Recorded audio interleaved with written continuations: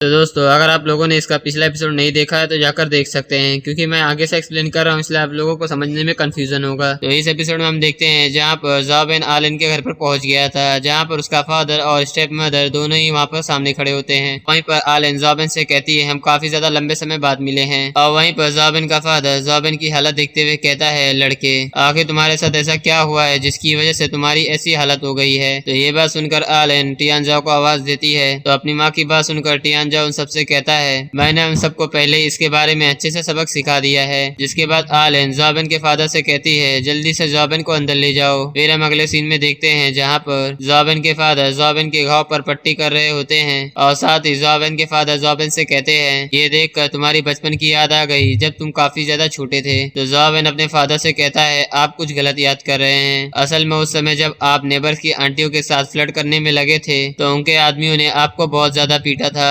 जिसकी वजह से मैंने आपकी पट्टी करी थी ना कि आपने। तो ये बात सुनकर ज़ाबेन का फादर शर्मिंदा होते हुए कहता है अच्छा तो ऐसी बात थी। जिसके बाद ज़ाबेन अपने फादर से पूछता है टियानजाओ मुझसे कह रहा था मैंने आजिन की क्वालिफिकेशन उससे छीन ली है, पर आखिर इसका क्या मतलब है, क्या आपको इसके बारे में कुछ पता है। तो उसकी बात सुनकर ज़ाबेन के फादर उससे कुछ भी नहीं कहते, पर तभी वहाँ पर आलन आ जाती है, जहाँ पर आलन की सर्वेंट ज़ाबेन के लिए कपड़े लेकर आई थी और फिर ज़ाबेन से बोलती है असल में ये ब्लेसिंग की क्वालिफिकेशन के बारे में है। जिसके बाद वो सर्वेंट ज़ाबेन को कपड़े देती है। वहीं पर ज़ाबेन उसका धन्यवाद करता है और फिर ज़ाबेन ब्लेसिंग का सुनते हुए आलन से पूछता है आखिर क्यों, आखिर मैं ही क्यों। तो ये देखकर आलन उससे कहती है ये देखकर मुझे ऐसा लगता है कि ज़ाबेन तुम ब्लेसिंग के बारे में सुनकर इतना ज्यादा शौक नहीं हो। इसका मतलब ली फैमिली की ली जियान ने तुम्हें ब्लेसिंग के बारे में सब कुछ बता दिया है। और दोस्तों जिसको इस ब्लेसिंग के बारे में नहीं पता हो वो मेरा पिछला एपिसोड जाकर देख सकता है, उसको अच्छे से पता चल जाएगा कि आखिर ये ब्लेसिंग क्या होती है। और ज़ाबेन भी इसी बारे में सोचते हुए अपने मन में कहता है ये अपॉर्चुनिटी आजिन के लिए काफी ज्यादा इंपॉर्टेंट हो सकती थी जिसे मैंने गलती से चुरा लिया है। जिसके बाद आलन ज़ाबेन को आगे बताती है आजिन ने अपने बचपन में ऐसी कई सारी चीजें सही है जिसकी वजह से मैं उसको कंसिडर करना नहीं चाहती। अब भले ही वो इसमें पार्टिसिपेट करने के लिए वो बहुत ही ज्यादा स्ट्रांग हो गई हो, पर फिर भी मैं अब उसको और भी ज्यादा खतरे में नहीं डालना चाहती। मुझे उम्मीद है कि तुम एक माँ की चिंता को समझोगे। तो उसकी बात सुनकर ज़ाबेन टियानजाओ के बारे में कहता है कि आखिर आपने टियानजाओ को क्यों नहीं चुना। तो आलन ज़ाबेन को बताती है वो पहले से स्ट्रांग है, उसे ये सब की जरूरत नहीं है, और वैसे भी मेरे फादर ये कहा करते थे कि इसके लिए तुम ज्यादा सुटेबल हो। तो ज़ाबेन उनके फादर के बारे में सुनकर थोड़ा सा कंफ्यूज होता है। तो ज़ाबेन का फादर उसको एक फोटो देते हुए कहता है हाँ आलन के फादर मुझे लगता है कि तुम भी उन्हें जानते होगे। जो कहते हुए वो आलन के फादर की फोटो ज़ाबेन को दिखा रहे होते हैं। तो ज़ाबेन उनकी बात सुनकर थोड़ा सा कंफ्यूज होता है और फिर जैसे ही वो फोटो देखता है तो ये फोटो देखकर हैरान हो जाता है, क्योंकि ये कोई और नहीं बल्कि इसके ओल्ड प्रिंसिपल थे। और फिर हमें ज़ाबेन के पास का सीन दिखाया जाता है जहाँ पर ज़ाबेन 3rd ईयर में था, जहाँ पर ज़ाबेन के फादर उसको बिना कुछ बताए ज़ाबेन को छोड़कर वहाँ से चले जाते थे। तो इसलिए ज़ाबेन अपना ज्यादातर समय ट्रेनिंग को देता था और उसी ट्रेनिंग समय में वो ओल्ड प्रिंसिपल से मिला था, जहाँ पर वो ओल्ड प्रिंसिपल ज़ाबेन को ड्रिंक दिया करते थे। लेकिन ज़ाबेन उनको देखकर काफी कंफ्यूज रहता था कि आखिर वो हर बार वहाँ पर क्यों आ जाते थे। लेकिन ओल्ड प्रिंसिपल हर बार ज़ाबेन से अच्छी तरीके से व्यवहार करते थे और हंसते हुए हमेशा बोलते थे चलो अब आराम कर लो और अब चलो मेरे साथ हम लोग बाहर मिलकर खाना खाते हैं। ज़ाबेन उनके बारे में याद करते हुए कहता है एक बार मुझसे किसी ने कहा था कि ओल्ड प्रिंसिपल यहाँ से वापस जा चुके हैं कि उनकी बॉडी पहले से बहुत ही ज्यादा कमजोर हो चुकी है, और उसके बाद से मैंने कभी भी ओल्ड प्रिंसिपल को नहीं देखा। पर ऐसा मैंने कभी नहीं सोचा था कि आलन मेरे ओल्ड प्रिंसिपल की बेटी हो सकती है। जिसके बाद आलन ज़ाबेन से कहती है क्या तुम्हें स्लॉट की वजह से कोई प्रेशर तो फील नहीं हो रहा है। अगर तुम इसे आराम से करना चाहो तो इस समय में कोई दिक्कत नहीं है, तुम्हें भी ज्यादा रिस्क लेने की जरूरत नहीं है। और फिर वहाँ से सीन शिफ्ट होता है जहाँ पर हमें ज़ाबेन की डॉर्मेट्री का सीन दिखाया जाता है, जहाँ पर आलन का बटलर ज़ाबेन को छोड़ने के लिए वहाँ पर आ गया था और वो बटलर ज़ाबेन से कहता है यंग मास्टर आप यहाँ पर उतर सकते हैं, अब फेडरेशन के लोग कभी भी आपके साथ मुसीबत खड़ी करने के लिए नहीं आएंगे। और फिर ज़ाबेन वहाँ से अपनी डॉर्मेट्री के लिए जाने लगता है, लेकिन तभी उसके पास ली जियान का फोन आ जाता है। तो ज़ाबेन का फोन जैसे उठाता है जहाँ पर ली जियान ज़ाबेन से कहता है मैंने अभी भी सुना कि स्कूल में कोई फाइट हो गई थी और तुम्हारे लिए आप फैमिली ने उन लोगों से निपट लिया। तो ज़ाबेन उसकी बात सुनते हुए कहता है हाँ तुमने बिल्कुल सही कहा, सच में तुम्हारे पास ये इन्फॉर्मेशन काफी ज्यादा जल्दी आ जाती है। तो ली जियान उससे हंसते हुए कहता है क्यों नहीं, मैं तुम्हारे क्लब का लीडर हूँ, इसलिए मुझे क्लब लीडर के होने के नाते सभी क्लब मेंबर्स का ख्याल तो रखना ही चाहिए। जिसके बाद ली जियान ज़ाबेन से आगे कहता है आज तुम्हारे साथ बहुत सारी चीजें हो चुकी है, इसलिए तुम अब जाकर आराम करो और फिर कल हम लोग उस कंपटीशन के लिए जाएंगे क्योंकि कल टेस्ट ओपन होने वाला है। तो आखिर तुम्हें क्या लगता है। और फिर ज़ाबेन उसके के लिए जैसे यहाँ बोलता है, लेकिन तभी उसके मोबाइल से एक जोरदार आवाज आती है। तो जो आवाज सुनकर जॉबेन घबराते हुए लिजियन से कहता है आखिर वहाँ पर क्या हो रहा है और आखिर तुम कहाँ पर हो। तो लिजियन उसे कहता है मैं अभी टाइगर के पास के अंदर हूँ। और फिर हम सामने की तरफ देखते हैं जहाँ पर लिजियन ने कई सारे डिमोनिक सोल्जर को हराया है। तो उसकी बात सुनकर जॉबेन उससे कहता है अगर ऐसा है तो थोड़ी देर तुम वहाँ पर रुको, मैं अभी वहीं पर आता हूँ। और फिर साथ ही अंगड़ाई लेते हुए अपने मन में कहता है मुझे कहीं ना कहीं तो अपने गुस्से को निकालना ही होगा। जिसके बाद हम नेक्स्ट सीन देखते हैं जहाँ पर हमें कई बड़े बड़े धमाके दिखाया जाता है। वहाँ कोई और नहीं बल्कि हमारा जॉबेन बड़े ही खतरनाक तरीके से सभी मॉन्स्टर को मार रहा था। और ये देखकर लिजियन उसे कहता है जॉबेन कभी कभी तुम मुझे काफी ज्यादा डरावने लगते हो। तो जॉबेन लिजियन से कहता है हम लोग काफी ज्यादा दूर आ चुके हैं पर अभी तक हम लोगों को किसी भी डिमोनिक जनरल से सामना नहीं हुआ है। तो लिजियन उसे कहता है असल में जब से मैं भी यहाँ पर आया हूँ तो मैंने भी किसी डिमोनिक जनरल को आसपास नहीं देखा। यहाँ पर इतनी ज्यादा शांति होना मुझे काफी ज्यादा अजीब सा लग रहा है। लेकिन हमारा लिजियन इतना बड़ा पनौती होता है जैसे ये वर्ड कहता है तभी हमने सामने की ओर दिखाया जाता है जहाँ पर बहुत सारे स्टूडेंट तेजी से भागकर उन्हीं की तरफ आ रहे थे। तो सभी लोग भागते हुए जॉबेन और लिजियन से कहते हैं जल्दी से यहाँ से भाग जाओ। और तभी एक बहुत ही ज्यादा घबराया हुआ लड़का चिल्लाते हुए उन लोगों से कहता है जल्दी से यहाँ से भागो, एक अजीब शक्ल का डिमोनिक जनरल हमारी तरफ भागते हुए आ रहा है। और जॉबेन और लिजियन स्ट्रेंज वर्ड का सुनकर दोनों ही काफी ज्यादा हैरान हो जाते हैं। और फिर लिजियन सभी लोगों को वहाँ से भागता हुआ देखकर जॉबेन से कहता है क्या हम लोगों को जाकर वहाँ पर देखना चाहिए। लेकिन तभी एक लड़की लिजियन के पास भागते हुए आती है और फिर घबराई हुई लिजियन से कहती है लिजियन वियान अभी भी यहाँ पर नहीं आई है और वो वहाँ पर सीनियर की अभी भी मदद कर रही है। और लिजियन अपनी बहन के बारे में सुनकर काफी ज्यादा शौक में आ जाता है और फिर तेजी से वहाँ पर भागने लगता है। तो जॉबेन ये देखकर लिजियन को वहाँ पर रोकने की कोशिश करता है लेकिन लिजियन उसकी बात नहीं सुनता और अपनी बहन को बचाने के लिए तेजी से वहाँ से निकल जाता है। और जॉबेन ये देखकर अपने मन में कहता है वहाँ पर एक स्पेशल टाइप का डिमोनिक जनरल है पर आखिर वो वर्ड कौन सा हो सकता है। लेकिन तभी उसके पीछे आजिन जॉबेन से कहती है क्या तुम तुम्हारे दोस्त की मदद करने के लिए वहाँ पर नहीं जाने वाले। लेकिन जॉबेन आजिन की बात सुनते हुए आजिन से कहता है मुझे नहीं लगता कि तुम भी उसे ट्राई करके देखना चाहती हो कि आखिर वो कौन सा डिमोनिक जनरल है। लेकिन तभी वो आजिन से फिर से कहता है आजिन तुम्हारी माँ ने टियानजाओ को मेरी मदद करने के लिए भेजा था लेकिन क्या वो तुम थी जिन्होंने मेरे बारे में उन्हें बताया था। लेकिन जॉबेन की इतनी बात पूरी हो पाती लेकिन उससे पहले आजिन उसके सामने से तेजी से निकल जाती है और उससे कहती है मुझे इसके बारे में कुछ भी नहीं पता कि आखिर तुम किसके बारे में बात कर रहे हो। लेकिन जॉबेन ये देखकर समझ जाता है कि वो आजिन थी जिसने टियानजाओ को मेरी मदद करने के लिए वहाँ पर भेजा था। इसके बाद हम नेक्स्ट सीन देखते हैं जहाँ पर वियान उस डिमोनिक जनरल से बचकर भागने की कोशिश कर रही थी। लेकिन तभी उस डिमोनिक जनरल के अटैक को देखकर घबराते हुए कहती है मुझे नहीं लगता कि मैं इसके अटैक से बच पाऊंगी। और फिर तभी वहाँ पर एक बहुत बड़ा ब्लास्ट होता है और फिर हमें वही स्पेशल डिमोनिक जनरल को दिखाया जाता है जिसकी अपीयरेंस काफी खतरनाक लग रही थी। और फिर हमें वही ब्लास्ट का सीन दिखाया जाता है जहाँ पर वियान उस डिमोनिक जनरल के अटैक से बच चुकी थी। और वियान फिर जैसी अपनी आंखें खोलकर देखती है जहाँ पर उसे सामने दिखाई देता है कि उसका भाई उसे बचाने के लिए सामने खड़ा था। तो ये देखकर घबराते हुए उसका नाम लेती है। वहीं पर उसका भाई यानी कि लिजियन उससे पूछता है कि क्या तुम ठीक हो। लेकिन उस डिमोनिक जनरल की अटैक की वजह से लिजियन की हालत काफी ज्यादा खराब हो चुकी थी, उसके मुंह से ब्लड निकल रहा था। और ये देखकर अपने मन में कहता है इसके इस अटैक की वजह से मेरे इंटरनल ऑर्गन पूरी तरह से बर्बाद हो चुके हैं। ये एक ऐसा मॉन्स्टर है जिसका सामना मैं नहीं कर सका, मैं इसे कभी भी नहीं हरा पाऊंगा। मुझे बस कैसे न कैसे कर यहाँ से निकलना होगा। इसलिए लिजियन वहाँ से भागने के लिए अपने जेड व्हाइट टाइगर को वहाँ पर समन करता है और लिजियन उस अटैक से उसका ध्यान भटकाकर वहाँ से निकल जाता है। लेकिन तब हम अगले सीन में देखते हैं जहाँ पर व्हाइट जेड टाइगर के 2 टुकड़े हो गए थे, जो देखकर लिजियन कहता है इसने तो एक ही स्ट्राइक में इस मॉन्स्टर के 2 टुकड़े कर डाले। लेकिन ये दोनों ही तो लेजेंडरी क्रिएचर थे, आखिर ऐसा कैसे हो सकता है। लेकिन अपने जेड टाइगर को देखकर वहीं पर रोने लग जाता है। और फिर हमें आजिन और जॉबेन को दिखाया जाता है जो कि देखकर ऐसा लग रहा था कि उन लोग उस डिमोनिक जनरल से काफी ज्यादा दूर हैं। और जॉबेन उस डिमोनिक जनरल को देखकर ये समझ जाता है कि वो डिमोनिक जनरल स्वॉर्ड वर्ड वाला डिमोनिक क्रिएचर है। और जॉबेन ये देखकर सोचते हुए कहता है अगर मैं और आजिन दोनों एक साथ मिलकर काम करे तो शायद ऐसा हो सकता है कि हम इस डिमोनिक क्रिएचर को आसानी से हरा देंगे। इसलिए जॉबेन आजिन से कहता है इस मॉन्स्टर से जो भी ड्रॉप मिलेगी आजिन तुम उसे रख सकती हो, लेकिन प्लीज अभी हम दोनों को एक साथ काम करना होगा। और फिर हमें लिजियन के पीछे उस डिमोनिक जनरल को दिखाया जाता है जो लिजियन के ऊपर अटैक करने ही वाला होता है। तो ये देख कर वियान लिजियन से कहती है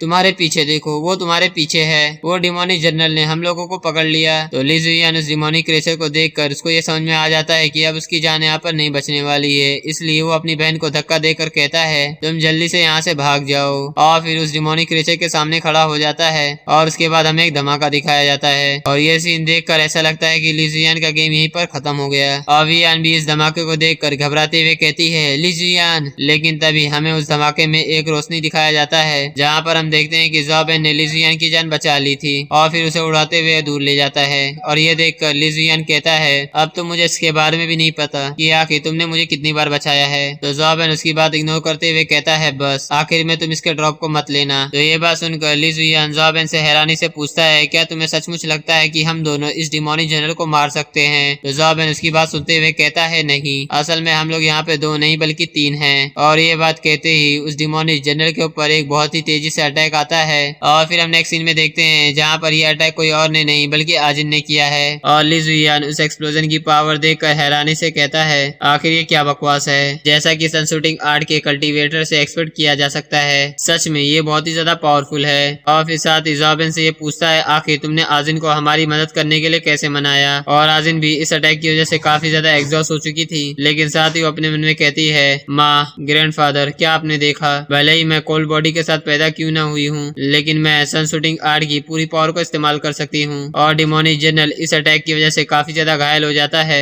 जिसकी वजह से वो अपना डिमोनिक पावर का इस्तेमाल करते हुए अपने घाव को हील करने लगता है। तो ये देखकर ज़ोबेन ली जुयान से कहता है उसको रिकवर होने का चांस मत दो, सभी लोग एक साथ उसके ऊपर अटैक करो और उसको और भी ज्यादा घायल कर दो। ज़ोबेन के बोलते हुए उसकी एंड अपना डीमन ब्राइट नीडल का इस्तेमाल करते हुए और वहीं पर ली जुयान अपने मिस्टीरियस आर्ट का इस्तेमाल करता है और फिर ज़ोबेन अपने डिवाइन फिस्ट का, और वो तीनों ही अटैक बहुत ही ज्यादा पावरफुल होते हैं। और फिर जैसे ही उस डिमोनिक जनरल से वो अटैक टकराते हैं जिसकी वजह से डिमोनिक जनरल बहुत ही ज्यादा घायल हो जाता है और वो अपने मुंह से खून की उल्टी करने लगता है। लेकिन तभी वो डिमोनिक जनरल अपने कंपेनियन बीस्ट को समन करते हुए उन तीनों को काफी ज्यादा दूर फेंक देता है और फिर वहां से अचानक से गायब हो जाता है। और ली जुयान ने देखकर कहता है शायद वो यहाँ से भागने की कोशिश कर रहा है, लेकिन ज़ोबेन अपने रीडिंग की पावर का इस्तेमाल करते हुए कहता है नहीं, असल में वो डिमोनिक क्रीचर बहुत ही ज्यादा हाई स्पीड से अपने टारगेट की तरफ बढ़ रहा है। और ज़ोबेन उसकी डायरेक्शन को सेंस करते हुए कहता है वो आजिन की तरफ बढ़ रहा है। तो ये देखते हुए ज़ोबेन घबराते हुए अपने सिल्वर फ्लाई विंड को इस्तेमाल करते हुए सीधे आजिन की तरफ बढ़ने लगता है। और फिर उस डिमोनिक जनरल के आजिन के पास पहुंचने से पहले ही ज़ोबेन जल्दी से आजिन को पकड़कर उसे बचा लेता है। तो ये देखकर आजिन शर्माते हुए ज़ोबेन से कहती है अगर तुम यहाँ पर नहीं आते तभी मैं उसे खुद से डॉज कर सकती हूँ। तो ये बात सुनते ही ज़ोबेन उसे ठीक है कहकर वहीं पर फेंक देता है और इस सीन को देख के कसम से मुझे हंसी आ गई थी यार। और उसके बाद ज़ोबेन अपनी हाई स्पीड का इस्तेमाल करते हुए उस डिमोनिक जनरल के पीछे पहुंचकर उसके ऊपर अपने एश पाम का अटैक कर देता है जिसकी वजह से वो डिमोनिक जनरल के ऊपर एक फ्लेम आ जाती है और फिर वहाँ पे एक बहुत बड़ा ब्लास्ट होता है जिसकी वजह से डिमोनिक जनरल वहीं पे मारा जाता है। और ये सीन देख कर आजिन भी काफी ज्यादा हैरान हो जाती है। और फिर हम ज़ोबेन को देखते हैं यहाँ पर ज़ोबेन के हाथ में एक चमकता हुआ क्रिस्टल दिखाया जाता है जो कि किसी और का नहीं बल्कि वही डिमोनिक जनरल का होता है। और फिर ज़ोबेन उस डिमोनिक क्रिस्टल को आजिन को देने लगता है तो आजिन ये देखकर थोड़ी सी हैरान हो जाती है और फिर आजिन ज़ोबेन से कहती है क्या तुम ये क्रिस्टल मुझे दे रहे हो, लेकिन क्या ये तुम्हारे लिए वैल्यूएबल नहीं है? तो ज़ोबेन उससे कहता है मैंने तुमसे पहले ही कहा था मैं तुम्हारी मदद फ्री में नहीं लेने वाला, वैसे भी मैंने तुमसे पहले ही कह दिया था कि ये ड्रॉप मैं तुम्हें ही देने वाला हूँ तो अब ये ड्रॉप तुम रख सकती हो। लेकिन आजिन को ये देखकर काफी ज्यादा शर्म आती है क्योंकि थोड़ी देर पहले ज़ोबेन ने उसकी जान बचाई थी और अब वो उसे ये एसएस एनर्जी क्रिस्टल दे रहा है। इसलिए आजिन अपना मुंह फेरते हुए ज़ोबेन से कहती है मुझे इसकी जरूरत नहीं है और वैसे भी थोड़ी देर पहले तुमने मेरी जान बचाई थी इसलिए मुझे कोई भी तुम्हारा फेवर नहीं रखना तो तुम इसे रख सकते हो। जो बोलकर आजिन वहाँ से जाने लगती है और शर्माते हुए आगे कहती है ज़ोबेन इस चीज को याद रखना, अगर तुमने आज मेरी यहाँ पर मदद कर दी है तो ऐसा मत सोचना तो तुम मेरे बड़े भाई बन चुके हो। तो ज़ोबेन उसकी बात सुनते हुए अपने मन में कहता है आखिर इन सब की बात किसको पड़ी है। और फिर हम देखते हैं जहाँ पर उसकी वियान फोटो ले रही होती है और उसे देखते हुए कहती है तुम्हारी ये जनरेशन सचमुच मॉन्स्टर से भरी हुई है। तो लिजियान उसकी बात सुनकर हंसते हुए कहता है हाँ मुझे भी ऐसे ही लगता है। और उसके बाद नेक्स्ट सीन ज़ोबेन की डॉर्मेट्री का होता है जहाँ पर ज़ोबेन उस डिमोनिक एसेंस एनर्जी क्रिस्टल को ऑब्जर्व करने लगता है और फिर डिमोनिक जनरल की एसेंस एनर्जी को ऑब्जर्व करने के बाद ज़ोबेन के पास भी वही स्टार स्वॉर्ड ब्लेड की पावर आ जाती है जिससे ज़ोबेन दूर से एक स्ट्राइक लगाकर ब्लेड का अटैक कर सकता था। और ये स्ट्राइक बहुत ही ज्यादा पावरफुल होती है जिसकी वजह से एक नॉर्मल डिमोनिक जनरल को अपने एक ही स्ट्राइक से हरा सकता है। ज़ोबेन ये अटैक देखकर कहता है सचमुच ये पावर बहुत ही ज्यादा पावरफुल है, ये स्किल मेरी एसएस एनर्जी को एक स्वॉर्ड का फॉर्म दे देती है कि क्यू की मदद से जिससे मैं किसी भी डिमोनिक जनरल को एक ही झटके में हरा सकता हूँ। लेकिन ज़ोबेन अपने स्टार स्वॉर्ड स्किल स्किल को देखते हुए कहता है, मुझे मेरी एसएस एनर्जी के यूजेस को फुल करना होगा क्योंकि मैंने पहली बार ऐसे एसएस एनर्जी स्किल वाले का सामना किया है। इसलिए ये चीज देखकर मुझे इस चीज से जरा सा भी शक नहीं होता है। स्वॉर्ड वर्ड वाला डिमोनिक जनरल इतना ज्यादा पावरफुल होता है कि उसने ली जुयान के legendary companion beast white Z I tiger को अपने इस स्किल की मदद से एक ही बार में हरा दिया था। ये स्किल सच में काफी ज्यादा अमेजिंग है, लेकिन इसके साथ ये बहुत ही ज्यादा एसएस एनर्जी को कंज्यूम करती है। इसलिए ये देखकर मुझे ऐसा लगता है कि मुझे इसका इस्तेमाल काफी ज्यादा जरूरत के समय इस्तेमाल करना होगा, क्योंकि भले इसकी पावर बहुत ज्यादा हो लेकिन ये मेरी सारी की सारी एसएस एनर्जी को इस्तेमाल कर लेगी। और ज़ाबेन ये सब कुछ सोच ही रहा था, पर तभी ज़ाबेन के ऊपर एक अटैक होता है जिसकी वजह से ज़ाबेन काफी ज्यादा हैरान हो जाता है। लेकिन ज़ाबेन सही समय पे उसे डॉज कर लेता है और फिर हम देखते हैं जहाँ पर एक स्पेशल टाइप का डिमोनिक जनरल आ गया था जो कि ज़ाबेन के ऊपर अटैक किया था। ज़ाबेन अपने स्टार सोर्ड क्यू का इस्तेमाल करता है, लेकिन वो कंपेनियन बीस्ट उससे काफी ज्यादा पावरफुल होता है, इसलिए वो बड़े आसानी से उसे ब्लॉक कर लेता है और उस अटैक को डिस्ट्रॉय कर देता है। ज़ाबेन ये देखकर काफी कंफ्यूज होता है और फिर आगे अपने मन में कहता है, आखिर ये मेरे शॉर्ट क्यू को इस तरीके से कैसे डिस्ट्रॉय कर सकता है। और वहीं पर हम देखते हैं जहाँ पर ज़ाबेन की एसएस एनर्जी इस अटैक की वजह से काफी ज्यादा कम हो गई थी और फिर ज़ाबेन की एसएस एनर्जी खत्म हो जाने की वजह से ज़ाबेन काफी ज्यादा घबराने लगता है और घबराते हुए कहता है, माई बप्पा मुझे छोड़ दे। और फिर ज़ाबेन का गेम वहीं पर खत्म हो जाता है और ज़ाबेन ये सब देखते हुए कहता है, यानी कि स्वॉर्ड वर्ड वाले की डिमोनिक जनरल की एसएस एनर्जी स्किल फिस्ट वाले डिमोनिक जनरल के सामने पूरी तरह से बेकार है। अगर देखा जाए तो सभी स्पेशल टाइप के डिमोनिक जनरल के हेड पर जो वर्ड लिखा है वो सभी रॉक पेपर सीजर से काफी ज्यादा मिलते जुलते हैं। इसका मतलब यहाँ पर 3 टाइप के स्पेशल डिमोनिक जनरल हैं और उन तीनों की यूनिक एबिलिटी रॉक पेपर के अकॉर्डिंग है, यानी कि मेरे स्वॉर्ड वाली एसएस एनर्जी स्किल पेपर वाले डिमोनिक जनरल के ऊपर काम करेगी, लेकिन स्पेशल टाइप के डिमोनिक जनरल से सामना होना काफी ज्यादा कम होता है। इसलिए मुझे ऐसा नहीं लगता कभी भी जल्दी मेरा उसके साथ सामना होने वाला है। इसलिए अभी मुझे दूसरे डंजन के अंदर जाकर चेक करना चाहिए। जिसके बाद हम नेक्स्ट सीन देखते हैं जहाँ पर सनसेट स्कूल का होता है, जहाँ पर ज़ावलू गाना गुनगुनाते हुए अपने स्कूल के अंदर जा रही थी और वहीं पर सभी स्टूडेंट ज़ाबेन और ली जुयान के क्लब के बारे में बात कर रहे थे। कुछ लोग स्टूडेंट कहते हैं, क्या तुमने वियान के इंसिडेंट के बारे में सुना? वो इंसिडेंट बहुत ही ज्यादा खतरनाक है। मैंने सुना है कि कुछ फ्रेशमैन ने काफी ज्यादा कमाल का काम किया है। क्या तुमने ज़ाबेन के बारे में सुना है कि वो एक इमॉर्टल है, लेकिन वो हमारे जीनियस आजिन के साथ कैसे लड़ सकता है? और भी ऐसे कई सारी बकवास बातें चल रही थी जो हमारे काम की नहीं होती है। ज़ावलू उन सब की बातें सुनते हुए कहती है, क्या सच में मेरा नेबरहुड काफी ज्यादा स्ट्रॉन्ग है? जिसके बाद नेक्स्ट सीन फैकल्टी रूम का होता है, जहाँ पर टीचर फैंसी उस वीडियो को देख कर एनालाइज कर रही थी और वहीं पर उसके बाजू में जो टीचर खड़ा हुआ होता है वो टीचर फैंसी से कहता है, आपके स्टूडेंट ने केवल आपके टेस्ट को पूरा नहीं किया बल्कि साथ ही उसने वर्ल्ड के स्पेशल डिमोनिक जनरल को मार दिया है। क्या यह देखकर आपको खुशी नहीं हो रही है? लेकिन टीचर फैंवी को देखकर ऐसा नहीं लग रहा था कि वो जरा से भी खुश है। जिसके बाद टीचर फैंग भी बोलती है, ज़ाबेन काफी ज्यादा टैलेंटेड है पर इसने कभी भी स्कूल की सेल्फ स्टडी क्लासेस को अटेंड नहीं किया है। मैंने कभी भी उसके हाथों को बिना मोबाइल के नहीं देखा है, वो सिर्फ रेगुलरली गेम खेलता रहता है और मैं इस तरीके से मेरे नजरों के सामने अपने स्टूडेंट को अपना टैलेंट बर्बाद करता हुआ नहीं देख सकती हूँ। ज़ाबेन एक जीनियस है, इसलिए मैंने लाओचू सैन में जाकर उन लोगों को टीच करने का प्लान बनाया है जिसकी एप्लीकेशन मैंने पहले ही सबमिट कर दी है। और वो टीचर भी उसकी बात सुनते हुए कहता है, कहीं आप तो वो तो नहीं सोच रही? और टीचर फैंसी भी उसकी बात समझकर मुस्कुराते हुए कहती है, हाँ बिल्कुल सही समझ रहे हो। मैं लाओचू सैन में सभी स्टूडेंट को ले जाकर वहाँ के मिस्टीरियस वर्डलेस स्टेले के इस्तेमाल कर सकती हूँ, जिससे ज़ाबेन वहाँ पर जाने के बाद अपने गेम के एडिशन को पूरी तरह से भूल जाएगा और फिर रेगुलर अपनी ट्रेनिंग पर ध्यान देगा और फिर अच्छी तरीके से फोकस हो जाएगा।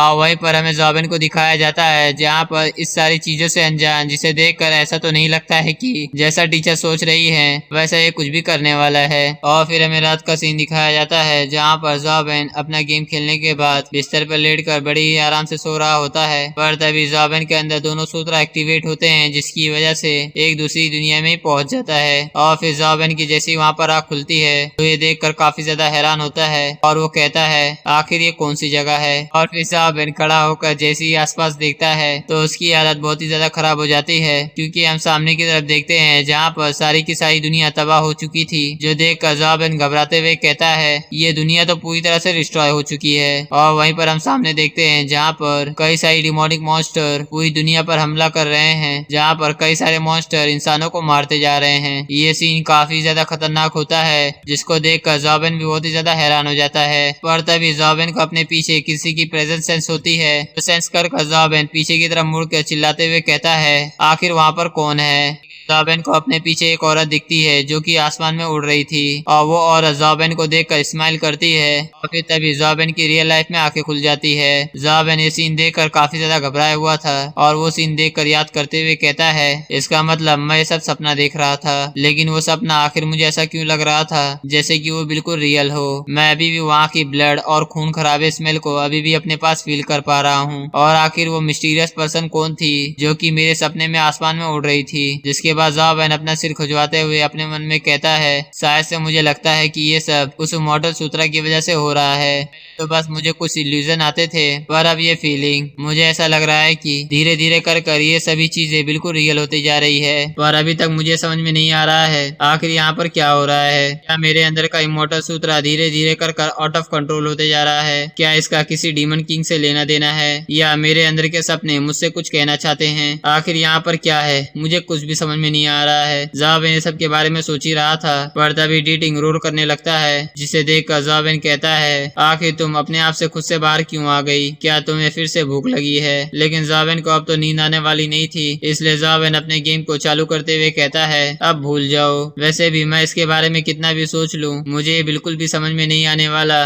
कि आखिर यहाँ पर क्या हो रहा है। इसलिए अभी के लिए मुझे इन सब के बारे में सोचना बंद कर देना चाहिए। अब भले ये किसी तरीके की एक वार्निंग हो या आने वाली तबाही, इस सब के लिए मुझे पहले से बहुत ही ज्यादा स्ट्रांग बनना होगा जिससे पहले की ये तबाही आ जाए। पर अभी के लिए मुझे एक ऐसे मेथड को ढूंढना होगा जिससे मैं जल्दी से लेजेंडरी लेवल तक प्रमोट हो जाऊं। इसके बाद वहां से सीन शिफ्ट होकर ईस्टर्न एरिया के डिफेंस लाइन का होता है और वहीं पर हमें डायमेंशनल क्रिएचर को दिखाया जाता है जो पानी से निकल कर बाहर आ रहा था, जिसकी वजह से वहां पर कई सारी वार्निंग आ रही थी। और वार्निंग में हमें बताया जाता है जहाँ पर ईस्टर्न एरिया में dimensional creature sea king snake को देखा गया है, जो कि एक सी किंग टाइप का डायमेंशनल क्रिएचर है। जिसके बाद हमें dimensional defence line chase mountain का सीन दिखाया जाता है जहाँ से ऊपर से एक डिमोनिक क्रिएचर उन सब पर नजर रख रहा था, जिसे देखने में काफी ज्यादा खतरनाक लग रहा था। जिसके बाद सीन फिर से लावेंग सिटी के अंदर आ जाता है जहाँ पर क्लासेस के अंदर सभी स्टूडेंट खड़े थे और वहीं पर टीचर फेंग भी उन लोगों को शाबाशी देते हुए कहती है, तो सभी लोगों ने अपने एंट्रेंस एग्जाम को पास कर लिया है, तो अब से हम लोग ऑफिशियली हमारे लेसन को चालू कर सकते हैं। पर सभी लोग ये बात सुनकर काफी ज्यादा कंफ्यूज होते हैं और अपने मन में सोचते हुए कहते हैं, क्या आज हम लोगों की बैटल ट्रेनिंग शुरू नहीं होने वाली। कि आज हम लोगों को लाउजेन माउंटेन पर मेडिटेशन कल्टीवेट करने के लिए लेके जा रहे हैं, जहाँ पर टीचर भी उन लोगों को आगे बोलती है, वहाँ पर एक गॉडली मिस्टीरियस पावर है और वो वर्डलेस टेल है, हमारी डेस्टिनेशन है और मुझे पूरा यकीन है कि तुम्हें वहाँ पर कुछ सीखने के लिए जरूर मिलेगा। वहीं पे हम लोग ज़ावेन का सीन देखते हैं जहाँ पर ज़ावेन रात भर गेम खेलने की वजह से यहाँ पर दिन में खड़े खड़े सो रहा था। तो ये देख ली जियान ज़ावेन का मजा लेते हुए हंसते हुए उससे कहता है, ज़ावेन आखिर कुछ दिनों से तुम्हारे साथ ये क्या हो रहा है। तुम्हें देखकर ऐसा लगता है कि तुम्हारी किडनी जरूरत से ज्यादा ही सूख चुकी है। क्या मैंने तुमसे ये नहीं कहा था कि तुम्हें थोड़ा सा आराम कर लेना चाहिए। और यहाँ पर लिजियन की बात है, अगर किसी को समझ में नहीं आ रही है तो इसका मतलब ये नहीं है कि आप लोग बचे हो, इसका मतलब ये है कि आप लोग कुछ ज्यादा ही नादान हो। तो ज़ावेन उसकी बात सुनते हुए कहता है, क्या इस सब के अलावा तुम्हारा दिमाग कहीं और चलता है क्या नहीं। लेकिन ज़ावेन काफी ज्यादा नींद में होता है, इसलिए वो लिजियन को बताता है, असल में मैं कुछ दिनों से एक ऐसे एडवांस मेथड को ढूंढने में लगा हूँ जिससे मैं मॉर्टल लेवल को ब्रेक थ्रू कर सकूं। लेकिन मैं अभी तक मॉर्टल लेवल को ब्रेक थ्रू नहीं कर पा रहा। भले ही मैंने कई सारे एट्रीब्यूट एसेंस एनर्जी को ऑब्जर्व कर लिया हो और उन सब की वजह से भी मेरे एट्रीब्यूट इंक्रीज नहीं हो रहे हैं। अब भले ही मेरे पास माइनर प्रोफेशन सूत्रा हो जिसने मेरे कॉन्स्टिट्यूशन को ब्रेक थ्रू करने में मदद करी है, जिसकी वजह से अब वो 11 पर है, पर गॉड फायर टावल के ऊपर भी एक स्टेले है। मुझे लगता है कि वहाँ पर भी एक मिस्टीरियस एसेस एनर्जी 8 हो सकता है, शायद मेरे एट्रीब्यूट एसेस एनर्जी को इंक्रीज करने में मदद कर सकता है। पर जैसे ही मैं वहाँ तक पहुँचता हूँ तो मैं हर बार वहाँ पर मारा जाता हूँ और इसी सब की वजह से मैं रात भर ठीक से सो नहीं पाया। यानी कि मुझे ऐसा नहीं लगता कि केवल मेरे लिए फ्लाइंग काफी होने वाली है, या मुझे किसी और टाइप की फ्लाइंग एसेस एनर्जी 8 को ढूंढना होगा। तो अपने आप में बड़बड़ाते हुए ज़ावेन खड़ा ही सो जाता है और ये देखकर टीचर फैन भी काफी ज्यादा हैरान होती है और उसे देखकर अपने मन में कहती है, क्या ये लड़का यहाँ पर खड़े ही सो गया। और ये सब की वजह से उन्हें काफी ज्यादा गुस्सा आता है, लेकिन वो अपने गुस्से को शांत करते हुए फिर से अपने मन में कहती है, बेटे बस कुछ देर और, थोड़ी देर में तुम्हारा ये आलस बना पूरी तरह से खत्म हो जाएगा। जिसके बाद हमें चेस माउंटेन का सीन दिखाया जाता है जहाँ पर हम देखते हैं कि वो जगह पूरी तरह से डिस्ट्रॉय हो चुकी थी और वहीं पर हमें कई सारे लोगों की लाशें दिखाई देती है। लेकिन अभी भी एक सोल्जर उसके साथ फाइट करने पे लगा हुआ होता है और वहीं पर हमें उस डिमोनिक क्रिएचर को दिखाया जाता है जिसके सिर में से एक अजीब तरह की लेजर टाइप की वायर निकल रही होती है जो कि चारों तरफ घूमते हुए सभी चीजों को तबाह करते जा रही थी। और दोस्तों मैं पहले बता दूं, जिन लोगों ने इसे पहचाना नहीं है तो इसका नाम शैन है और ये आप लोगों ने देखा होगा इसको बटलर के रूप में। और फिर हमें शैन को दिखाया जाता है जहाँ पर वो डिमोनिक क्रिएचर शैन को बार बार मारने की कोशिश कर रहा था, लेकिन शैन हर बार उसके अटैक से बच जा रहा था। लेकिन तभी उससे लाइटनिंग टाइप लेजर को अपने हाथ से पकड़ लेता है और ये सीन देखकर मॉन्स्टर भी काफी ज्यादा हैरान हो जाता है। जिसके बाद वो अपने टियानजाओ को इशारा करता है और उसे चिल्लाते हुए कहता है जल्दी से अब इसे मार डालो। और फिर तभी हम देखते हैं उस मॉन्स्टर के सिर में से एक गोली निकल कर जाती है जिससे वो मॉन्स्टर वहीं पर गिरकर मारा जाता है। और वहीं पर हमें टियानजाओ को दिखाया जाता है जहाँ पर टियानजाओ उसके पीछे छुपा हुआ था। लेकिन तभी वहाँ पर किसी की खांसने की आवाज आती है जो आवाज सुनकर टियानजाओ और सैन दोनों उसके पास पहुंच जाते हैं। वहीं पर उसकी हालत देखते हैं जो बुरी तरह से खराब होती है। वो आदमी दोनों को रिपोर्ट करते हुए बताता है चेस माउंटेन के 3rd टीम में से कोई भी इंसान नहीं बचा है, कोई भी यहाँ से बचकर नहीं निकल पाया है। और इतनी बात कहकर वो टीममेट वहीं पर मारा जाता है। और शैन ये देखकर टियानजाओ से कहता है हम लोग काफी ज्यादा लेट हो चुके हैं। टियानजाओ उस टीममेट की आंखें बंद करते हुए उससे कहता है इन लोग हमारे इंसानियत के लिए गर्व की बात है। और फिर वो शैन से आगे कहता है अब हमारे पास उदास होने का जरा सा भी समय नहीं है, अब जल्दी से डिपार्टमेंट के इंजीनियर टीम को कांटेक्ट करो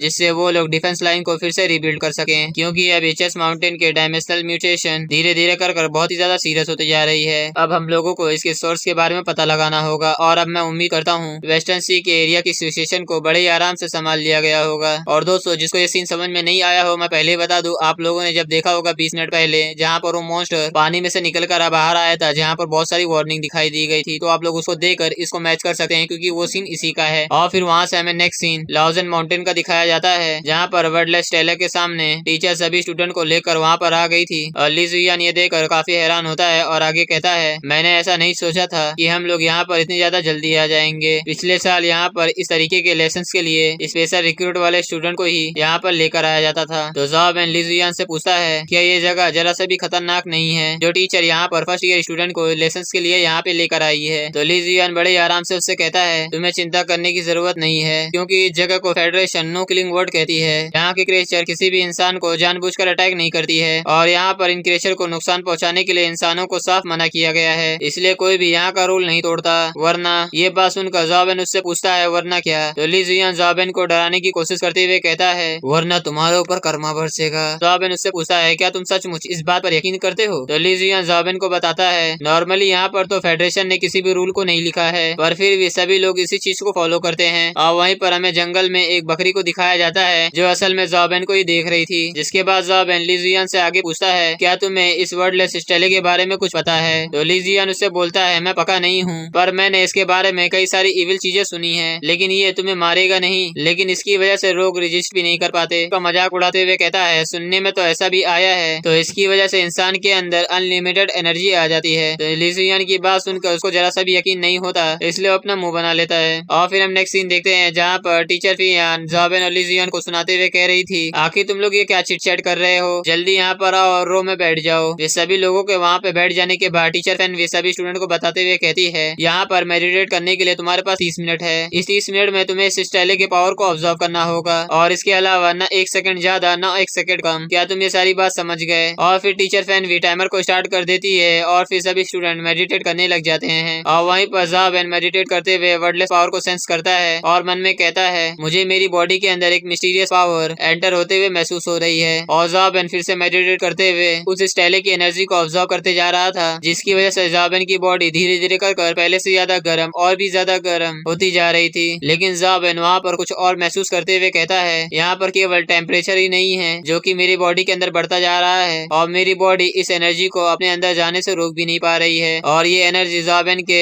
सीने के सेंटर में जाकर स्टोर होने लगती है जिसको सेंस कर जॉबेन कहता है इमोर्टल सूत्रा ऐसा लग रहा है कि वो डिसअपीयर हो चुका हो। ये सिचुएशन बिल्कुल स्मॉल बुद्धा टेम्पल की जैसी है। वर्डलेस स्टेले की पावर बहुत ज्यादा होती है जिसकी वजह से सभी लोगों को अब दिक्कत होना चालू हो गई थी और सभी स्टूडेंट को ये मेडिटेट करना काफी ज्यादा हार्ड लगने लगा था। टीचर फैंग भी ये देख स्माइल करते हुए कहती है ये वर्डलेस स्टेले यहाँ पर मेडिटेट करने की वजह से इन लोगों का इनर सेल्फ यहाँ पर काउंट डाउन होता है, लेकिन ज्यादा समय तक मेडिटेट करने की वजह से स्टूडेंट की एनर्जी फुल हो जाती है। तो ये देखकर टीचर सब लोगों से कहती है मुझे उम्मीद है कि तुम लोग ये देखकर काफी ज्यादा हार्ड वर्किंग काम करोगे जाओगे, और खास करके ज़ॉबेन। लेकिन जैसे ही टीचर फैनवी ज़ॉबेन को देखती है जहाँ पर ज़ॉबेन बड़े ही आराम से सो रहा होता है, तो ये देखकर हैरान होते हुए अपने मन में कहती है क्या वो अभी भी सो रहा है। जिसके बाद टीचर फैनवी टाइम को देखते हुए कहती है अब तुम्हारा टाइम खत्म होने वाला है, और अगर ऐसे ही चलता रहा तो इस वर्डलेस स्टाइले के माइटी पावर के सामने सभी स्टूडेंट को दिक्कत होना चालू हो जाएगी। इसलिए टीचर फैनवी टाइम अप करते हुए सभी स्टूडेंट को कहती है अब मेडिटेट करना बंद करो। लेकिन वर्डलेस स्टाइले के सामने मेडिटेट करने की वजह से सभी स्टूडेंट की अंदर की पावर बहुत ही ज्यादा बढ़ जाती है और ओवरफ्लो होने लगती है। इसलिए सभी स्टूडेंट अपने कपड़े फाड़ कर चिल्लाते हुए कहते हैं मैं 10 लोगों से लड़ना चाहता हूँ, मुझे साइतामा के पास भेजो, मैं उससे लड़ूंगा आज, आ जाओ। और वहीं पर टीचर फैनवी ज़ॉबेन की तरफ देखते हुए कहती है ये पहली बार ऐसा हुआ है कि वर्डलेस स्टाइले किसी स्टूडेंट के सामने काम नहीं कर रहा। क्या ज़ॉबेन सचमुच इतना ज्यादा लेजी है जिसकी वजह से ये वर्डलेस स्टाइले भी इसके सामने हार मान गया है। और जहाँ पर हम ज़ॉबेन को देखते हैं जहाँ पर ज़ॉबेन को इस स्टाइले की पावर से कुछ भी तो चेंज नहीं आया था, लेकिन वहीं पर ली जुयान के अंदर ओवर पावर हो जाने की वजह से वो रेगुलर 1000 पुशअप लगा लेता है। और फिर ज़ॉबेन टीचर फैनवी से बोलता है टीचर मेरे अंदर बहुत ही ज्यादा एनर्जी महसूस हो रही है और ऐसा लग रहा है कि मैं बिल्कुल भी थका नहीं हूँ, इसलिए क्या मैं माउंटेन के अंदर घूमने या दौड़ने के लिए जा सकता हूँ। लेकिन टीचर फैनवी को यह सुनकर काफी ज्यादा गुस्सा आता है और अपने मन में कहती है क्या कि तुम अपने एक्शन के ऊपर कुछ भी काम नहीं कर सकते, तुम्हें यकीन है कि तुम अभी क्या बोल रहे हो। लेकिन टीचर फैनवी ज़ॉबेन को कुछ भी नहीं कह सकती थी, इसलिए टीचर फैनवी ज़ॉबेन को कहती है ठीक है तुम जा सकते हो, लेकिन तुम्हारे पास से 3 घंटे का समय है और 3 घंटे के बाद तुम्हें यहाँ पर वापस आना होगा। फिर हमें जंगल का सीन दिखाया जाता है जहाँ पर ज़ॉबेन जंगल के अंदर घूम रहा था और वहीं पर अपने स्टेटस को चेक करते हुए कहता है जैसा कि मैंने सोचा था यहाँ पर मेडिटेट करने की वजह से मेरे अंदर की एसएस एनर्जी 11 लेवल तक पहुँच गई है। ये बिल्कुल वैसा है जैसा कि स्मॉल बुद्धा टेम्पल के अंदर हुआ था। वहाँ पर जाने के बाद मैंने अपने लिमिट को ब्रेक थ्रू कर लिया था और इसके अलावा मुझे ऐसा लग रहा है कि एक तीसरी एसएस एनर्जी 8 मेरी बॉडी के अंदर फ्लो हो रही है। जो सोचते हुए ज़ॉबेन धीरे धीरे कर जंगल के अंदर आगे बढ़ते जा रहा था और चलते हुए आगे कहता है क्या इस वर्डलेस स्टाइले के अंदर भी एक मिस्टीरियस आर्ट हो सकता है, अगर ऐसा है तो इसके आसपास भी यहाँ पर कोई टेम्पल होना चाहिए। और ये सब सोचते हुए ज़ॉबेन आगे बढ़ रहा था, लेकिन तभी किसी चीज से ज़ॉबेन टकरा जाता है। ज़ॉबेन उस चीज से टकरा कर थोड़ा सा कंफ्यूज होता है, जिसकी वजह से वो अपने सामने देखता है जहाँ पर ज़ॉबेन को एक बकरा टाइप का डायमेंशनल क्रिएचर दिखता है, जिसको देखकर ज़ॉबेन घबराते हुए कहता है इसका साइज तो देखो, ये तो नॉर्मल बिल्कुल भी नहीं लगती। पर वो बकरा भाई ज़ॉबेन के ऊपर बिल्कुल भी ध्यान नहीं देती और फिर अपने खाने को खाती रहती है। ये देखकर ज़ॉबेन भी कहता है इसको देखकर ऐसा बिल्कुल नहीं लगता कि ये मेरे ऊपर अटैक करने वाली है। और दोस्तों मैं इसको बकरा भाई क्यों कह रहा हूँ क्योंकि आप लोगों को आगे जाकर इसके बहुत ही कॉमेडी सीन दिखाई देंगे। पर तभी ज़ॉबेन वहाँ पर उस बकरा भाई के फूड को देखता है जिसे वो खाते वो काफी ज्यादा एंजॉय कर रही थी। ये देखकर ज़ॉबेन कहता है ये इस चीज को खाकर ये शीप काफी ज्यादा एंजॉय कर रही है, शायद ऐसा हो सकता है ये किसी तरीके की रेयर भर्ब हो। लेकिन तभी ज़ॉबेन को वहाँ पर वही हर्ब दिख जाता है और फिर उसके पास जाकर उसे उठाने की कोशिश करता है, लेकिन ज़ॉबेन अपनी पूरी ताकत लगा देता है लेकिन वो उसे नहीं उखाड़ पाता। और वहीं पर ज़ॉबेन अपनी पूरी ताकत लगाते हुए कहता है ये बहुत ही ज्यादा पावरफुल है, शायद ये सच में किसी स्पेशल टाइप की हर्ब हो सकती है। लेकिन ज़ॉबेन को अपना खाना इस तरीके से चुराता हुआ देखकर बकरा भाई काफी ज्यादा गुस्सा हो जाता है और वो ज़ॉबेन को उसके कपड़े पकड़कर वहाँ से उठा देती है, जिसकी वजह से वो हर्ब भी जमीन से निकल आती है और वो सिर्फ ज़ॉबेन को उठाकर वहाँ पर साइड में फेंक देती है। लेकिन ज़ॉबेन के हाथ में वो हर्ब था, जिसे देखकर ज़ॉबेन कहता है इसके पास तो कितनी ज्यादा पावर है, इसने मुझे ही नहीं बल्कि इस फ्लावर को भी साथ में उखाड़ कर दूर फेंक दिया। और फिर वो बकरा भाई ज़ॉबेन से हर्ब लेने की कोशिश करती है, जिसकी वजह से ज़ॉबेन उस बकरा भाई को देखकर काफी ज्यादा हैरान हो जाता है और वो बकरा ज़ॉबेन को फिर से परेशान करने लगता है, जिसे देखकर ज़ॉबेन उससे कहता है रुको, इसे सबसे पहले मैंने देखा था तो ये मेरा है। और वो बकरा भाई उसकी बात जरा सा भी नहीं सुनता, जिसे देखकर ज़ॉबेन घबराते हुए कहता है ये कमीना मुझे जब तक परेशान करेगा जब तक मैं हार नहीं मान लूं। इसलिए ज़ॉबेन उसे हार मानते हुए कहता है ठीक है तुम इसे ले सकते हो। लेकिन वो हार पूरी तरह से खराब हो चुका था, जिसे देखकर बकरा भाई को काफी ज्यादा गुस्सा आ जाता है और फिर अपना मुंह फुलाते हुए उसे कुछ पता नहीं कौन से मंत्र से गाली देता है और वहाँ से निकल जाता है। तो ये देखकर ज़ॉबेन अपने मन में कहता है भले ही मैं अभी तुम्हें नहीं हरा सका, पर इसका मतलब ये नहीं है मेरे पास कोई और रास्ता नहीं है जिससे मैं तुमसे निपट सकूं। फिर ज़ॉबेन के आगे जाने पर माउंट लाओजन के अंदर जाने का एक गेट मिलता है। तो ये देखकर ज़ॉबेन कहता है क्या मैं यहाँ से सबसे पहले निकल कर नहीं गया था। और साथ ही वहाँ के अंदर बहुत ही ज्यादा गहरा फॉग होता है, जिसे देखकर ज़ॉबेन कहता है ये फॉग तो सच में बहुत ही ज्यादा गहरा है। ये देखकर मुझे ऐसा नहीं लगा कि यहाँ पर काफी ज्यादा लंबे समय से कोई आया होगा। लेकिन तभी ज़ॉबेन ऊपर की तरफ किसी मार्क को नोटिस करता है, जिसे देखकर ज़ॉबेन कहता है तो आखिर में मैंने यहाँ के डेंजर मार्क को ढूंढ लिया। फिर ज़ॉबेन अपने मोबाइल से उसे भी स्कैन करता है, जिसकी वजह से ज़ॉबेन के पास उसका भी गेम आ जाता है। तो ये देखकर ज़ॉबेन खुश होते हुए कहता है ये तो अच्छा है, अब मेरे पास एक और नया गेम है जिसे मैं खेल सकता हूँ। लेकिन तभी हमें उसी के पीछे उस बकरा भाई को दिखाया जाता है, जो ज़ॉबेन के पीठ के ऊपर एक जोरदार लात मारती है, जिसकी वजह से ज़ॉबेन उस फो के अंदर गिर जाता है। और हमें उस बकरा भाई को देखकर ऐसा लग रहा था कि ज़ॉबेन को लात मारने पर उसे काफी काफी ज्यादा अच्छा लग रहा था। और ज़ाबेन अंदर पड़ा हुआ उस बकरे भाई को गाली देते हुए कहता है, वो कमीना मेरे ऊपर एक स्नैक अटैक किया, उसकी इस अटैक की वजह से लगभग मेरी हड्डियां तो टूटी गई होती। वो कमीना ये जानता था मेरे साथ इस माउंटेन के अंदर लड़ नहीं सकता,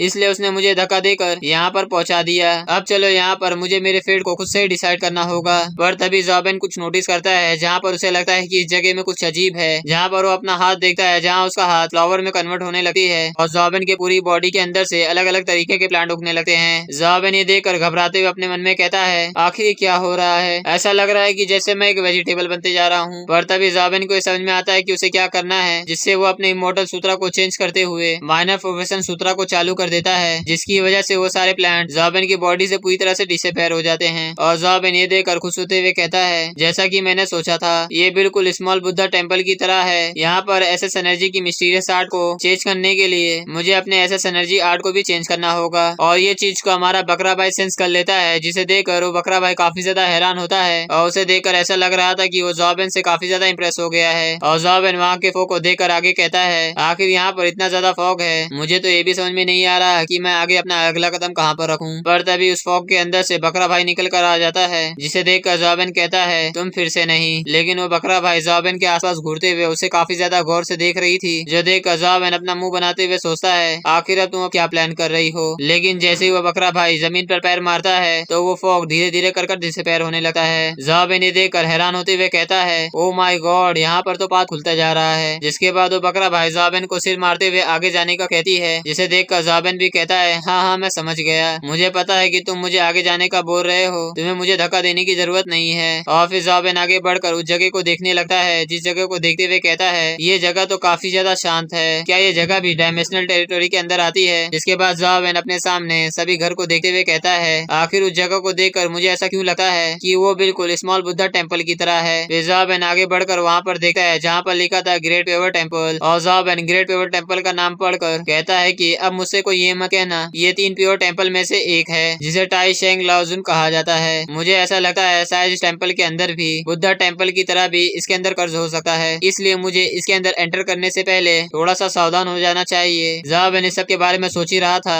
लेकिन तभी हमारा बकरा भाई आकर उसके ऊपर एक लात मारता है, जिसकी वजह से ज़ाबेन अंदर की तरफ पहुंच जाता है, जिसकी वजह से ज़ाबेन को बहुत ही ज्यादा गुस्सा आता है और बहुत ही गुस्से की नजरों से देखता रहता है उसे। लेकिन हमारा बकरा भाई इस तरीके से चेहरा बनाता है जैसे कि वहाँ पर कुछ हुआ ही नहीं है। पर तभी ज़ाबेन को एक आवाज आती है जो ज़ाबेन से कहती है, ये एवेन्यू का कोई भी रूप नहीं है जो आकाश और धरती को जन्म देती है। रास्ता बहुत ही ज्यादा खतरनाक है जो कि सूरज और चंद्रमा को दिशा दिखाती है। मुझे उसका नाम नहीं पता, लेकिन उसका नाम ताओ है। और अगर तुम ताओ शेन से के डिसाइपल हो तो मैं तुम्हें यहाँ पर 3 टेलिस्मान देता हूँ, जिसमें से तुम्हें एक चुनना होगा। जो कहते हुए आसमान से ज़ाबेन के सामने 3 टेलिस्मैन को दिखाया जाता है, जो देखकर ज़ाबेन कहता है, सबसे पहले बुद्धिज्म और उसके बाद टाओइज्म। आखिरकार कोई मुझे बताएगा आखिर यहाँ पर हो क्या रहा है। जिसके बाद ज़ाबेन उस टेलिस्मान को देखते हुए कहता है, मुझे इनमें से किसी एक को चुनना होगा, शायद वो वाला टेलिस्मैन किसी नेचर से जुड़ा होगा, इसलिए मुझे इसको चुनना चाहिए। इसलिए ज़ाबेन उस टेलिस्मैन को उठाकर जल्दी से उसे प्रेस करता है तो उसके अंदर से एक एनर्जी निकलती है, जिसकी वजह से ज़ाबेन को यह समझ में आता है कि कोई चीज हैच हो रही है। और इसी की वजह से ज़ाबेन का ब्लड ड्रेन होने लगता है। और ज़ाबेन ये देखकर कहता है, मुझे ये नहीं पता था कि यहाँ पर फिर से किसी चीज को फोर्सफुली हैच किया जाएगा। और फिर उस टेलिस्मैन से एक फेरी हैच होती है, लेकिन ज़ाबेन का बहुत ही ज्यादा ब्लड खत्म हो जाने की वजह से ज़ाबेन वहीं पर बेहोश हो जाता है। और फिर कुछ ही देर बाद ज़ाबेन को होश आता है तो उठे हुए कहता है, मुझे ऐसा लग रहा है कि मेरी बॉडी पूरी तरह से सूख चुकी है। पर जैसे ज़ाबेन अपने सामने लाइट को देखता है, आखिर ये क्या है, ये किसी लाइट की तरह बॉल दिख रही है। लेकिन तभी वो लाइट ब्लास्ट होती है, जिसके अंदर से एक फेरी निकल कर आती है, जिसे देखकर ज़ाबेन हैरानी के साथ कहता है, ये तो एक कंपेनियन बीस्ट है। इस फेरी का नाम बनाना फेरी होता है, जो कि मोटर रैंक की होती है। और ज़ाबेन भी इसे देखकर कहता है, ये तो बिल्कुल डीटिंग की तरह है, इसकी मोटर लेवल पूरी तरह से लिमिट पर है। अभी इसके पास केवल एक ही स्किल है, लेकिन मैं ये जानना चाहता हूँ आखिर ये स्किल क्या कर सकती है। लेकिन ज़ाबेन अपने मोबाइल को अपने पास रखते हुए कहता है, छोड़ो, हम इसे बाद में देखेंगे, अभी मुझे जाना होगा। अगर काफी ज्यादा लंबा समय हो गया तो टीचर फैन भी मेरी वजह से काफी ज्यादा परेशान हो जाएंगी और उन्हें मेरे ऊपर शक हो जाएगा। जिसके बाद नेक्स्ट सीन फिर से वर्डलेस टेली के सामने का होता है, जहाँ पर टीचर फैन भी ज़ाबेन को चिल्लाते हुए कहती है, ज़ाबेन आखिर तुम कहाँ चले गए थे जो तुम इतने ज्यादा लेट आए हो। मैंने तुम्हें आसपास की जगह पर ढूंढा था पर तुम मुझे कहीं पर नहीं मिले, फिर तुम कहाँ पर चले गए थे। तो ज़ाबेन अपनी गलती पर माफी मांगते हुए कहता है, मुझे माफ कर दीजिए, मैं काफी ज्यादा एक्साइटेड हो गया था, जिसकी वजह से मैं घूमते घूमते काफी ज्यादा अंदर की तरफ चला गया था। तो ये सुनकर लिजियन कहता है, अच्छा तुम काफी ज्यादा अंदर चले गए थे। शायद से ये शिप तुम्हारी वहीं पर दोस्त बनी होगी। तो शिप की बात सुनकर ज़ाबिन अपने मन में कहता है, क्या शिप? कौन सी शिप? और तभी ज़ाबिन अपने बाजू में देखते हुए कहता है, क्या सच में कोई मुझे वहाँ से फॉलो करते हुए आ गया? लेकिन जैसे ज़ाबिन उस शिप को देखता है, जिसे देखकर ज़ाबिन हैरान होते हुए कहता है, क्या इसके माथे पर उठाडाई का मार्क बना हुआ है? यानी कि इसका मतलब कि ये वही कमीनी शिप है। वैसे भी मुझे इसका इंट्रो देने की जरूरत नहीं है, आप लोगों ने इसे अच्छे से पहचान लिया होगा, जहाँ पर इसने ज़ाबिन की अच्छी तरीके से ली थी। फिर नेक्स्ट सीन हमें ज़ाबिन के घर के अंदर का सीन दिखाया जाता है, जहाँ पर ज़ाबिन हमारे बकरा भाई को फ्लावर दिखाते हुए कहता है, देखो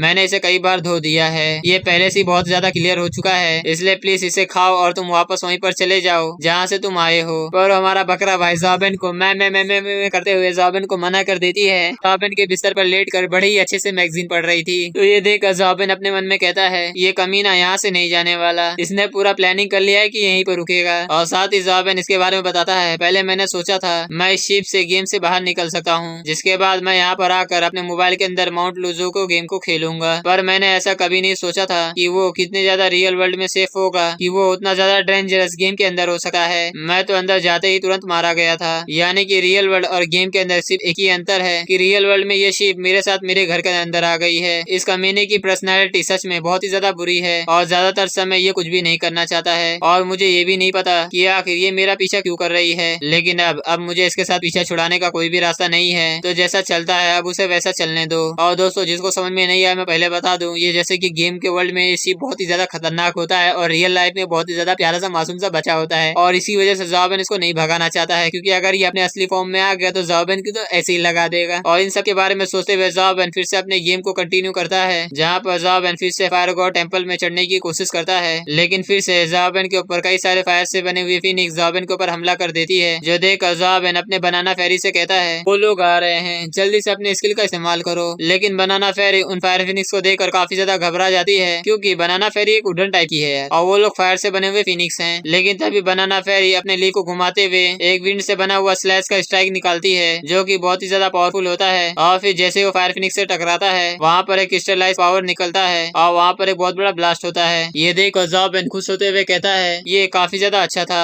और फिर ज़ाबिन बनाना फेरी से फिर से आगे कहता है, तुम्हारा ये स्किल उन फायर से बने हुए फिनिक्स के ऊपर काफी ज्यादा इफेक्टिव है। लेकिन बनाना फेरी को देखकर ऐसा लग रहा था कि उस अटैक की वजह से बनाना फेरी की हालत काफी ज्यादा खराब हो गई थी, जिसे देखकर ज़ाबिन कहता है, तुम्हारी एसएस एनर्जी की वजह से तुम इस अटैक को केवल एक ही बार इस्तेमाल कर सकती हो, लेकिन इस मूव की पावर बहुत ही ज्यादा शॉकिंग है और ये बहुत ही ज्यादा एरिया को कवर कर लेती है। अगर इसका सही से इस्तेमाल किया जाए तो ये बहुत ही ज्यादा काम की हो सकती है। पर फिर भी फायर गॉड टावर के अंदर बहुत ही ज्यादा फिनिक्स हैं, पर अगर मैं इन सबको एक ही जगह पर इकट्ठा कर लूं तो मुझे पूरी उम्मीद है तो इस मूव के साथ उन सभी को एक ही साथ खत्म कर सकता हूँ। इसलिए ज़ाबिन अपने गेम के अंदर फुल स्पीड के साथ आगे बढ़ते हुए कहता है, तो चलो अब इसे ट्राई कर देखते हैं। ज़ाबिन अपने आप को शिकार बनाते हुए सभी फायर फिनिक्स को अपने पीछे लगा लेता है और उनको अपने डायरेक्शन पे ले जाने लगता है। और ये सीन देखकर ज़ाबिन खुश होते हुए कहता है, ये तो बहुत ही अच्छा है, ये सभी फायर फिनिक्स मेरे पीछे आ रहे हैं। और साथ ही ज़ाबिन अपने सिल्वर फ्राई एंड से कहता है, तुम्हें जितने भी फायर फिनिक्स साइड में उन्हें भी मेरे साथ लेकर आना होगा। अगले सीन में ज़ाबिन देखता है कि वो और उसकी सिल्वर फ्राई एंड दोनों ही घेरे जा चुके हैं, जिसके बाद वो फायर फिनिक्स उन दोनों को मार देते हैं। ये देखकर ज़ाबिन कहता है, मैंने जितना ज्यादा सिंपल सोचा था ये उतना ज्यादा सिंपल नहीं है। मेरे उन सबको एक ही जगह इकट्ठा करने से पहले उन सभी फायर फिनिक्स ने मेरा तो काम वहीं पर तमाम कर दिया। अगली बार उनके घेरे होने से पहले मैं बचने की कोशिश करूंगा, और बस इसके लिए मुझे अपनी स्पीड को थोड़ा सा और आगे बढ़ाना होगा। ये देखकर मुझे ऐसा लगता है कि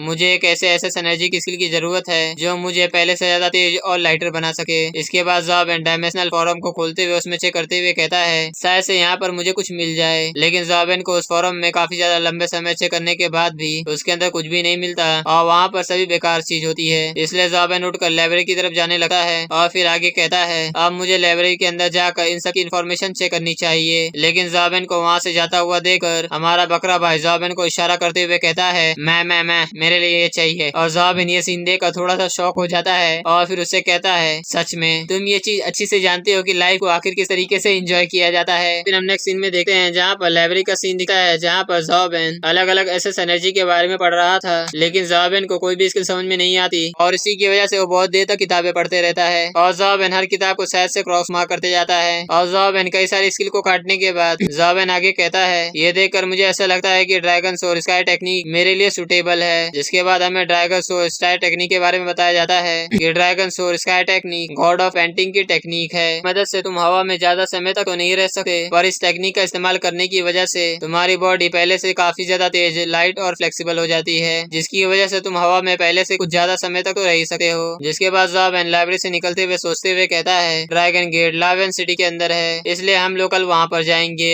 जो सब सोचते हुए ज़ॉबेन जैसे ही अपना कदम आगे बढ़ाता है, लेकिन तभी उस जमीन के नीचे क्रैक होने लगता है और उसके अंदर से वही सी लेवल का क्रिएचर किंग ज़ॉबेन के सामने आ जाता है। और ये देखकर ज़ॉबेन काफी ज्यादा हैरान हो जाता है और अपने मन में कहता है, आज तो मेरे लगने वाले हैं, आखिर ये सिटी के अंदर कहाँ से अपेयर हो गया। और वो डायमेंशनल क्रिएचर काफी ज्यादा बड़ा होता है और सीधे ज़ॉबेन को देखकर उसके ऊपर अटैक कर देता है, पर ज़ॉबेन सही समय पर जंप कर अपने फ्लाइंग एबिलिटी का इस्तेमाल करते हुए जिससे उसके अटैक से बच जाता है। पर उस डायमेंशनल क्रिएचर के वहाँ पर अटैक करने की वजह से वहाँ पर बहुत ही ज्यादा तबाही मच जाती है, जो देखकर ज़ॉबेन कहता है, ये तो बहुत ही ज्यादा खतरनाक लेवल का डिजास्टर पावर है, मुझसे कोई ये मत कहना कि ये एपिक लेवल का डायमेंशनल क्रिएचर है। ज़ॉबेन उस मॉन्स्टर से अपने आप को बचाने की कोशिश कर रहा था, पर तभी वो अपने सामने देखता है जहाँ पर वो डायमेंशनल क्रिएचर अपने मुंह में एक एनर्जी बीन बना रहा होता है। ये देखकर ज़ॉबेन समझ जाता है वो अपने एसएस एनर्जी स्किल को इस्तेमाल करने वाला है, पर तभी वहाँ पर एक जनरल आ जाता है जो ऑर्डर देते हुए कहता है, फायर करो। और फिर हम देखते हैं जहाँ पर कई सारे हेलीकॉप्टर उस डायमेंशनल क्रिएचर के ऊपर अटैक करना चालू कर देते हैं, जिसकी वजह से वो डायमेंशनल क्रिएचर काफी ज्यादा घायल हो जाता है। फिर हमें उसी ऑफिसर को दिखाया जाता है जिससे टीचर फैन भी पहले बात कर रही थी, और फिर उस डायमेंशनल क्रिएचर को देखते हुए कहता है, आखिरकार इतने ज्यादा लंबे समय बाद तुम्हारा पीछा करते हुए तुम आखिर यहाँ पर पकड़े गए, आखिर अब तुम यहाँ पर से कहाँ भाग कर जाओगे। जो कहते वो ऑफिसर जनरल अपनी लाइटिंग पावर का इस्तेमाल करते हुए सीधे उस डायमेंशनल क्रिएचर के ऊपर हिट कर देता है, जिससे वो काफी ज्यादा घायल हो जाता है। और उस डायमेंशनल क्रिएचर की ब्लड की वजह से ज़ॉबेन काफी ज्यादा गीला हो जाता है। जिसके बाद वो ऑफिसर ज़ॉबेन के पास आते हुए कहता है, लड़के क्या तुम ठीक हो। तो ज़ॉबेन उससे कहता है, हाँ मैं ठीक हूँ, पर आखिर इसके साथ ये क्या हुआ है। तो ऑफिसर उससे बोलता है, ये मेरे दोस्त का एक कंपेनियन बीस्ट है जो कि उसके मास्टर के कल्टीवेशन करते समय पागल हो जाने की वजह से वहाँ से भागकर यहाँ पर आ गया है। अब तुम्हें चिंता करने की जरूरत नहीं है, यहाँ पर मिलिट्री जल्द से जल्द हर चीज को संभाल लेगी। इस बात की वजह से सभी लोग ना घबराए, तो इसकी वजह से क्या तुम इस बात को यहाँ पर सीक्रेट रख सकते हो। ज़ॉबेन वहाँ से जाते हुए कहता है, ऑफिसर मैं समझता हूँ, इसलिए आपको इसकी चिंता करने की जरूरत नहीं है। पर साथ ही चलते हुए ज़ॉबेन अपने मन में सोचता है, क्या किसी भी तरीके का कंपेनियन बीस्ट इस तरीके से कॉन्ट्रैक्ट फॉर्म करने के बाद क्या किसी के ऊपर अटैक कर सकता है। जिसके बाद नेक्स्ट सीन ज़ॉबेन के घर का होता है और ज़ॉबेन अपने घर आने के बाद कहता है, मैं केवल थोड़ी देर के लिए बाहर गया था, पर देखो बाहर जाने की वजह से मेरी बॉडी के अंदर पूरी तरह से खून की बदबू आ रही है, अब मुझे जल्दी से जाकर शावर लेना होगा। जो कहते हुए ज़ॉबेन अपनी जैकेट उतार रहा होता है, पर तभी ज़ॉबेन की जैकेट के अंदर से एक शेल गिरता है, जिसे देखकर ज़ॉबेन कहता है, शेल आखिर ये मेरे पास कहाँ से आया। पर तभी वो सेल्फ मूव करने लगता है, जिसके अंदर से कई सारे टेंटिकल निकलते हैं जो ज़ॉबेन को बड़ी बुरी तरीके से कैप्चर कर लेते हैं। और फिर हमें ज़ॉबेन के सामने एक बड़ी सी मरमेड जैसी डायमेंशनल क्रिएचर दिखाया जाता है, जो कि उसके अंदर से निकलने के बाद खुश होते हुए कहती है, आखिरकार मैं उन कमीनों से बच गई, पर मुझे मेरे छोटे से पेट के लिए काफी ज्यादा बुरा लग रहा है। लॉर्ड ज़ॉबेन उसकी पावर सेंस करने के बाद कहता है, इस कमीनी की पावर तो उस डायमेंशनल क्रिएचर से काफी ज्यादा स्ट्रॉन्ग है। और वो मरमेड ज़ॉबेन को देखते हुए स्माइल करते हुए कहती है, लिटिल ब्रदर क्या वो तुम हो जिसने मेरे ऊपर इतना ज्यादा बड़ा फेवर किया है। दोस्तों मुझे देखकर ऐसा लग रहा है कि ये लड़की ज़ॉबेन की आगे जाके काफी ज्यादा काम आने वाली है। और फिर वो आगे कहती है, चलो आज मैं तुम्हें अपना खाना बनने का ऑनर देती हूँ। जो बोलते हुए अपने मुंह को एक डरावना सा फेस बना लेती है और वो ज़ॉबेन को खाने वाली होती है। और ये देखकर तो भाई मैं कहता हूँ कि सॉरी, ये ज़ॉबेन के साथ तो नहीं मिलने वाली है। लेकिन तभी उसके ऊपर एक अटैक होता है जिससे वो काफी ज्यादा पीछे चले जाती है, और उस अटैक की वजह से ज़ॉबेन भी आजाद हो जाता है और आते हुए कहता है, शिप भाई क्या तुमने मेरी जान बचाई। लेकिन हमारा बकरा भाई ज़ॉबेन को इशारा करते हुए कहता है, आखिर मेरा खाना कहाँ पर है। तो ज़ॉबेन उससे कहता है, ठीक है मुझे पता है कि तुम्हारे लिए लेकर आना है। ज़ॉबेन उस मरमिड के पास जाकर उसे देखने लगता है, तो वो मरमिड उसे देखते हुए कहती है, ये इंसान मैं सी डेमन रेस की क्वीन हूँ, तो आखिर एक सीप मुझे कैसे हरा सकती है। तो ये देखकर ज़ॉबेन अपने भाई से कहता है, बड़े भाई क्या तुम इसे मार सकते हो, शायद इसे मारने के बाद मुझे कुछ अच्छा सा ड्रॉप मिल जाए। लेकिन वो मरमिड उन दोनों को इस तरीके से बातें करता हुआ देखकर घबराते हुए कहती है, रुक जाओ प्लीज मुझे माफ कर दो,